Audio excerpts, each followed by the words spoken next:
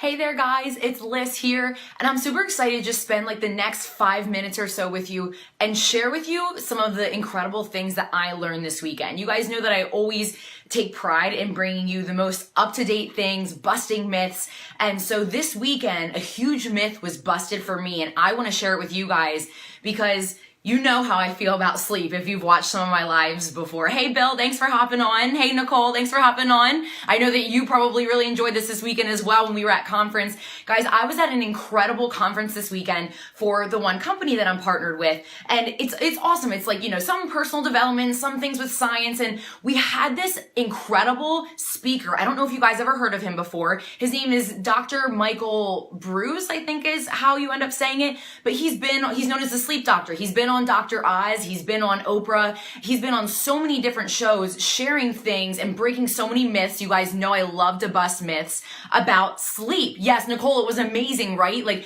it blew my mind. And so he was teaching us how to biohack our bodies through sleep and so many different ways to do it. He gave us nap hacks. Like I was like, oh my God, this is awesome. Brianna, I know you're saying you were literally mind blown. Like I just literally like couldn't take pictures and write notes fast enough. So what I want to share with you guys is something that, you know, I was under the impression was super important, that having a staple 8 hours of sleep every night is what's going to bring you the best results, make you feel rested, blah, blah, blah. And a little bit about how caffeine comes into that, whether it's coffee, tea, Axio, your energy drink, whatever you're drinking. So I want to start off by telling you guys that before he got started and before he spoke, he actually had up on the screen a link to a website where we could all go and basically take this short quiz. It's just a couple of questions.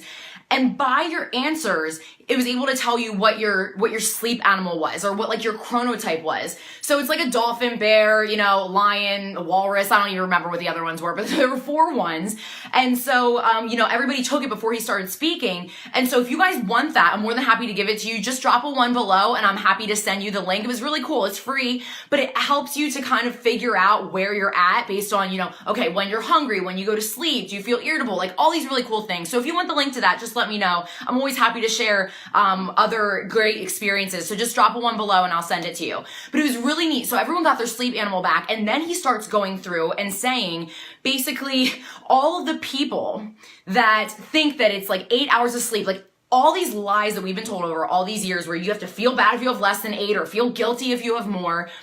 If you didn't already know, it's actually only a 90-minute time frame when you're having a sleep cycle. So if you are going for like an average person that has 4 sleep cycles or 5 sleep cycles. So if you have 4 90-minute sleep cycles, that's 6 hours. If you have 5 of them, it's 7.5. So like you go from 6 to 7.5, or maybe you do 9. But 8's like right in the middle. Like it's a total lie. He doesn't even know where it came from. And so he's all about busting those myths. So that was the first thing. So guys, I'll tell you, this morning, I went to bed last night and my husband's like, you know, when is your alarm set for the morning? And I fell asleep around midnight. And so I had my alarm set for 7:30 versus like 8 or, you know, 9 if I would have him do that. And he was like, oh, great. Like, you know, of course you can't get up with me. And I was like, I'm going to test this. Like, I'm going to try this out.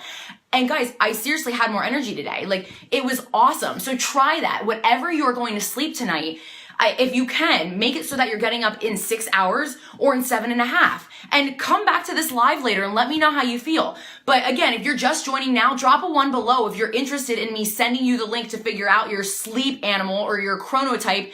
And it's really cool to be able to see, because depending on what your answer is also makes a difference on when you should work out, when you should have caffeine, when you should have sex. Like there's so many cool things that come from it that you're able to kind of learn about your body and put into place. And so guys, I mean, I've said before on lives that I've been doing talking about sleep that I don't believe everyone should get 8 hours. I believe that it's a staple that a lot of people do, but some people function really well on 6. Some people function well on 9 or 10 and they feel like they literally can't get through the day without that.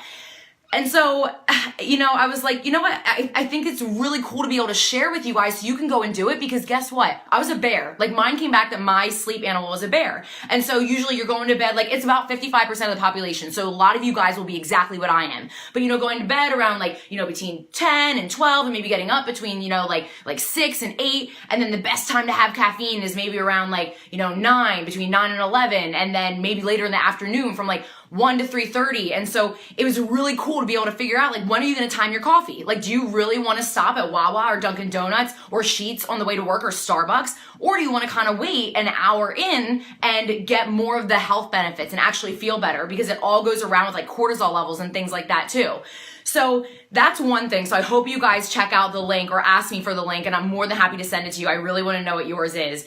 And then second, I thought it was incredible when he told me that we literally breathe out about 1 liter of water when we're sleeping. Like, we literally exhale that when we're breathing. And so we know that, you know, everybody knows that you're supposed to wake up and drink water. Or at least I hope you guys know that. We're a little dehydrated. You know, you went how long without drinking, but like 1 liter of water. So the first thing you're supposed to do when you wake up is drink, you know, 12 to 16 ounces. And that's clearly going to wake you up right away. But for those of you guys that aren't water drinkers, and you just get up and maybe you have your coffee right away, that's literally the worst thing you can do. If anything, please drink 12 to 16 ounces of water before you go and have your coffee. And if you can wait about 90 minutes after you wake up to have your coffee, that's going to benefit you. Regardless of what your sleep animal is or your chronotype, he said to wait about 90 minutes before you go and have your caffeine in the morning. Bill, I know that you said that 6 hours a day works for you. That's great. Be intuitive, guys. I'm always big about that. Like, I think that our bodies are also different. So just be knowledgeable, like just be self-aware. And I guarantee you can start to really biohack your sleep. And so this just went perfectly with the fact that you guys know I'm always saying how this little yellow pill has been the biggest savior for clients and other people that have reached out to me saying that they have issues with sleep no matter what the reasoning is.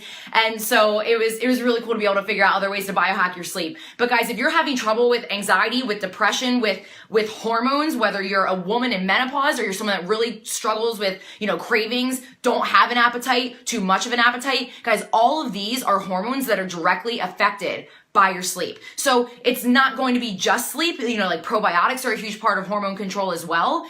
And, you know, of course, I talk to people about ProBio and the little yellow pill. It makes a huge difference. But sleep, like, you can't really function on, you know, 4 or 5 hours of sleep for most people. So guys, drop one below if you want the link to go check out your sleep animal. And I'd love to know what you think. It gives you a whole email and some videos that come back and say, this is when you should be working out. This is when you should be, you know, having your caffeine. And it's really sweet. So I just wanted to come on and share it with you. That's some new stuff that I learned this weekend. And try it out. See if you can set your alarm tonight for a time that is about 6 hours to 7.5 hours from the time that you fall asleep, and come back here and let me know tomorrow exactly how you're feeling. All right? Mwah. Happy Monday and have a good one, guys.